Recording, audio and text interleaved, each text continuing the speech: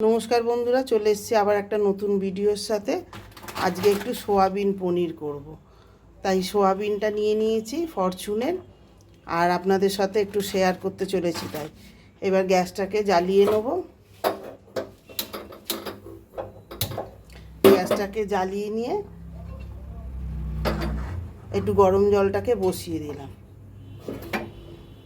একটুখানি নুন দিয়ে দিলাম গরম জলটার মধ্যে দিয়ে।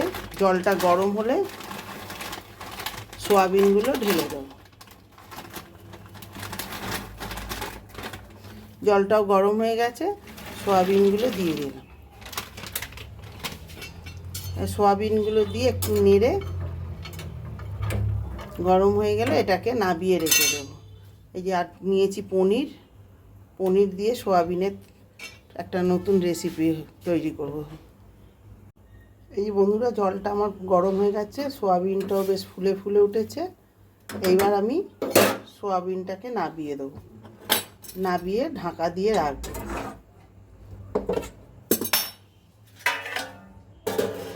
এদিকে কড়াটা বসিয়ে দেবো।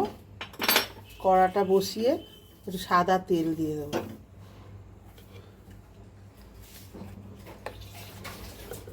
এটাতে সাদা তেল দিয়ে দিলাম কড়াটার মধ্যে খানিকটা। যেহেতু নিরামিষি রান্নার পনির, ওই জন্য সাদা তেল দিয়েই রান্নাটা করব। আঁচটা বাড়িয়ে দিলাম। এই তেলটা আমার গরম হয়ে গেছে। এবার পনিরগুলোকে আমি কিউব কিউব করে কেটে নিয়েছি। এবার পনিরগুলো একটুখানি হালকা একটু সতে করে নেব, হালকা করে একটু ভেজে নেব পনিরগুলো।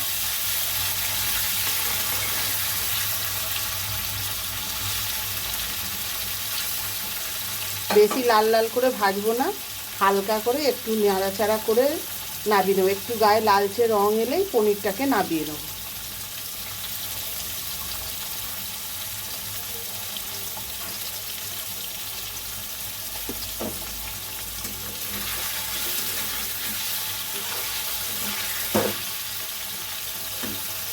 এই পনিরগুলো আমার ভাজা হয়ে গেছে। এবার পনিরগুলোকে তুলে নেব। একটু গায়ে রং উঠে গেছে, এবার পনিরগুলোকে তুলে নেব।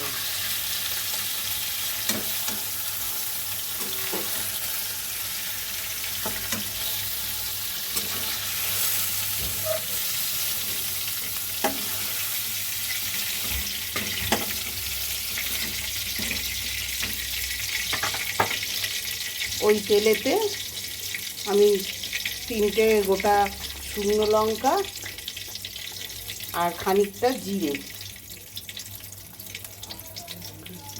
জিরে ফোড়ন দিয়ে দেব।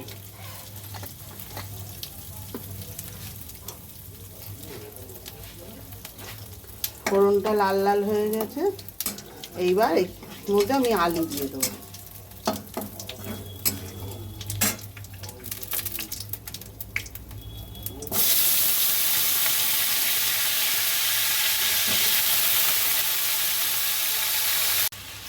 এই যে বন্ধুরা, আলুটা আমার কিছুটা লাল লাল হয়েছে।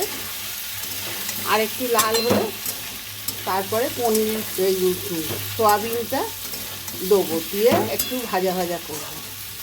সোয়াবিনটাকে আমি জল থেকে তুলে ঝেড়ে নিয়েছি। আলুটা একটু ভাজা ভাজা হোক। এই যে বন্ধুরা, আলুটা আমার অনেকটাই ভাজা ভাজা হয়ে গেছে। এই পর্যায়ে আমি সোয়াবিনগুলো দিয়ে দেবো। সোয়াবিনটা দিয়ে খানিকটা, আরও বেশ খানিকটা নাড়াচাড়া করে নেব।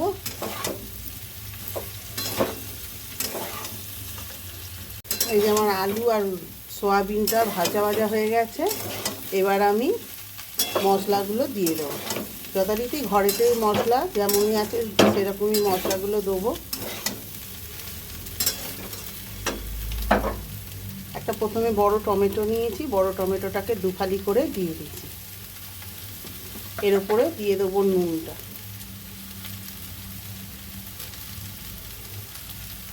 এর উপরে নুন দিয়ে দিলাম, একটু লঙ্কার গুঁড়ো,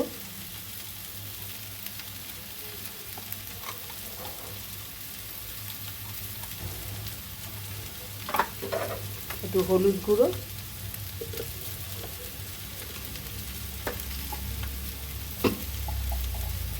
ধনে জিরেটা আমার একসাথে মেশানো ছিল, তাই ধনে জিরেটা দিয়ে দিলাম, ধনে জিরের গুঁড়োটা। নিরামিষ, যেহেতু নিরামিষই তরকারি, একটু চিনি, আর মিক্সিতে আমার আদাটা বাটা ছিল বলে আদাটা দিয়ে দিলাম। দিয়ে এটাকে ভালো করে কষিয়ে নেব, যতক্ষণ না এর মধ্যে দিয়ে কাঁচা গন্ধটা যাচ্ছে ততক্ষণ মশলাগুলো একটু কষাবো। এই যে আমার খানিকটা মশলাটা ভাজা ভাজা হচ্ছে, নাড়াচাড়া করে মশলাটাকে কষিয়ে নিচ্ছি যতক্ষণ না কাঁচা গন্ধটা যায়। মশলাটা খানিকক্ষণ ধরে কষাতে হবে। এইবার এই পর্যায়ে আমি খানিকটা দেবো হিং, খানিকটা হিং দিয়ে দিলাম, আর একটু খানিকটা দেবো টমেটো সস, খানিকটা টমেটো সস দিয়ে দিলাম। এতে রান্নাটার টেস্টটা আরও ভালো আসে। এবার যথারীতি আমার কষানো হয়ে গেছে বন্ধুরা, এবার আমি জল দিয়ে এটাকে ঢেকে দেবো।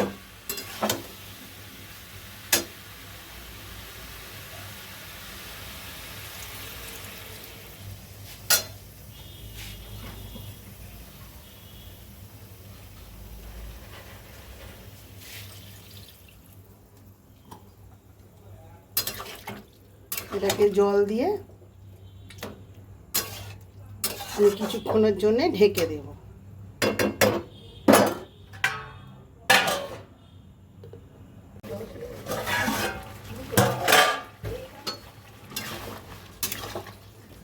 এটা আমার অনেকটাই সেদ্ধ হয়ে গেছে, আলুগুলো, জলটাও অনেকটা কমে গেছে। এইবার আমি দিয়ে দেবো পনিরগুলো, ভাজা ভাজা পনিরটা দিয়ে দেবো।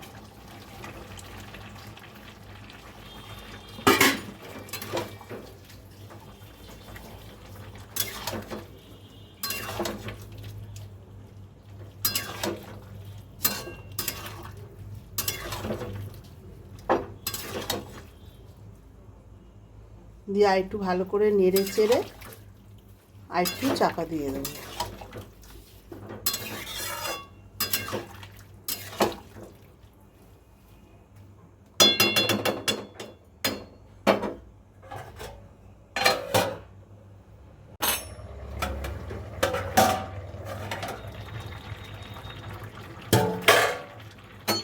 এই যে বন্ধুরা, আমার পনিরের তরকারি হয়ে গেছে, গা মাখাও হয়ে গেছে, ঝোলটা বেশি আর নেই। এইবার আমি এর মধ্যে দিয়ে দেবো কিছুটা গরম মশলা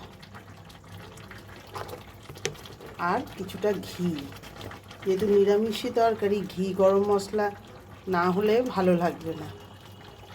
কিছুটা দিয়ে দিলাম ঘি। আমার সয়াবিন পনির রেডি। বন্ধুরা, তোমরাও বাড়িতে করো, খুব সুন্দর হয়। আর যেহেতু একটা নিরামিষী রেসিপি, বাড়িতে তো অবশ্যই মা, ঠাকুমা, জেঠিমা তারা থাকেন। আর আমাদের তো বাঙালিদের রোজেরই নিরামিষী পুজো উপোস সবই আছে। করো, দেখে খুব সুন্দর লাগবে, খেতে লাগে। আর ভিডিওটা কেমন লাগলো অবশ্যই জানিও, আর একটা লাইক শেয়ার করো। আগের ভিডিও নিয়ে হাজির হব, ততক্ষণের জন্য টাটা।